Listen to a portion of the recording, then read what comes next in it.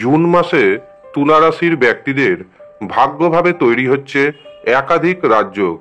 June মাসে বড় ধরনের পরিবর্তন আসবে তুলা রাশির জাতক এবং জাতিকাদের।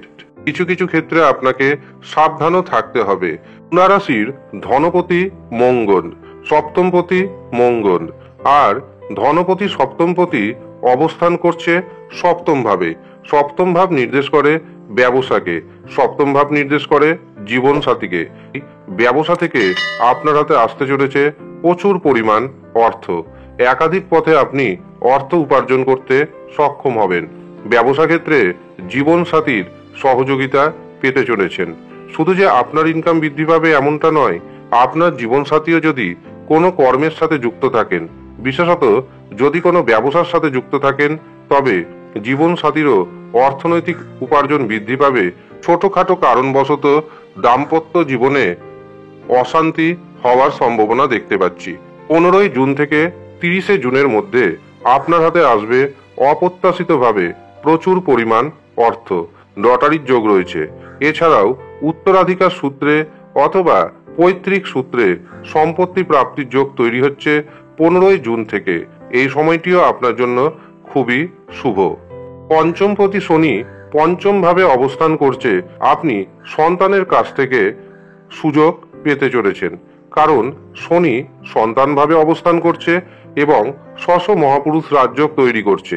এর পাশাপাশি এই শনি দেবগুরু বৃহস্পতির পূর্ব ভাদ্রপদ নক্ষত্রে রয়েছে। দেবগুরু বৃহস্পতিরও কিন্তু একটা কৃপা থাকছে। আপনার সন্তানের কর্মে উন্নতির যোগ রয়েছে। যারা বেকার রয়েছেন, দীর্ঘদিন ধরে চাকরি পরীক্ষার জন্য প্রস্তুতি নিচ্ছেন, এখনো পর্যন্ত যদি চাকরি পেয়ে না থাকেন, তবে এই মাসে আপনার চাকরির কিন্তু দারুণ সুযোগ আসতে চলেছে। নিজেকে আগে থেকে তৈরি রাখুন।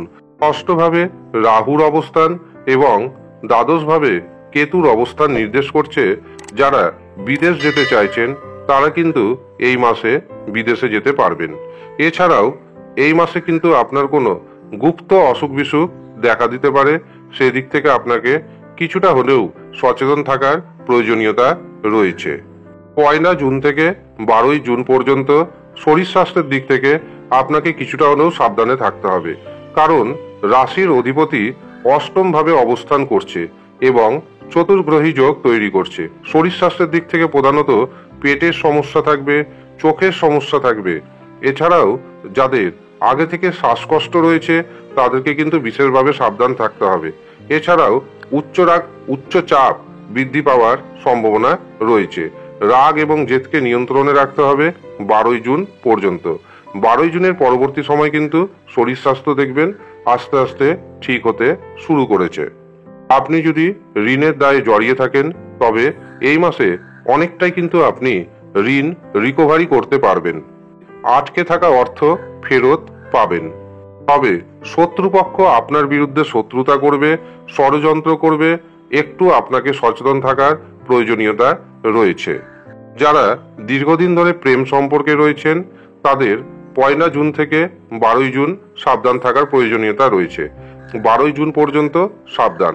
12 জুনের পরবর্তী সময়ে প্রেম জীবনে সমস্যা ধীরে ধীরে কমতে থাকবে।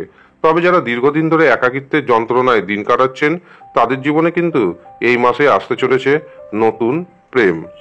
যারা বিবাহের জন্য পাত্রপাত্রী দেখাশোনা করছেন বা পাত্রপাত্রী দেখাশোনা শুরু করবেন ভাবছেন, তাদের জন্য এই মাসটি খুবই শুভ।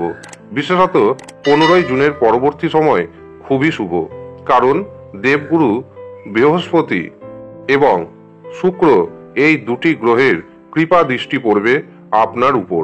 আর দেবগুরু বৃহস্পতি এবং শুক্র হচ্ছে বিবাহের কারক গ্রহ। বিবাহের সম্বন্ধ আসবে এবং বিবাহের দিনক্ষণ ঠিক হয়ে যাবে। এছাড়াও যারা প্রেম করছেন, প্রেমকে বিবাহে রূপ দিতে চাইছেন, তাদের জন্য মাসটি শুভ। যারা দ্বিতীয় বিবাহের চিন্তা ভাবনা করছেন, প্রথম বিবাহ কোনো না কোনো কারণবশত ভেঙে গেছে, তাদের জন্য কিন্তু 15 জুনের পরবর্তী সময় খুবই শুভ। এই সময় চেষ্টা করুন, দ্বিতীয় বিবাহের সুযোগ কিন্তু আসতে চলেছে।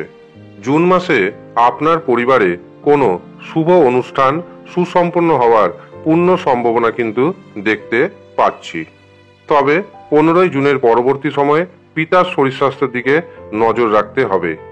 পুরো মাসটাই পিতার শরীর স্বাস্থ্যের উপর নজর রাখতে হবে, কিন্তু 15ই জুনের পরবর্তী সময় বিশেষভাবে নজর রাখার প্রয়োজনীয়তা দেখতে পাচ্ছি। জুন মাসে তুলা রাশির জাতক এবং জাতিকাদের ভাগ্যের শুভ নম্বর 6, 8। এই দুটি শুভ নম্বর আপনি যে কোনো ধরনের শুভ কাজে ব্যবহার করুন, অবশ্যই উপকার পাবেন। এই মাসে আপনি প্রতিদিন সকালে ঘুম থেকে উঠে স্নান করে ওম আদিত্যায় নমঃ এই সূর্য মন্ত্রটি 108 বার জপ করুন।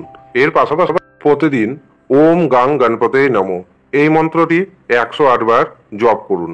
এছাড়াও আপনি স্নান করে ওঠার পর চন্দনের সুগন্ধি ব্যবহার করুন। এই 3টি নিয়ম মানুন, দেখবেন আপনার জীবনে শুভত্বের পরিমাণ বহুগুণ বৃদ্ধি পাবে এবং অশুভত্বের পরিমাণ অনেকটাই কমবে।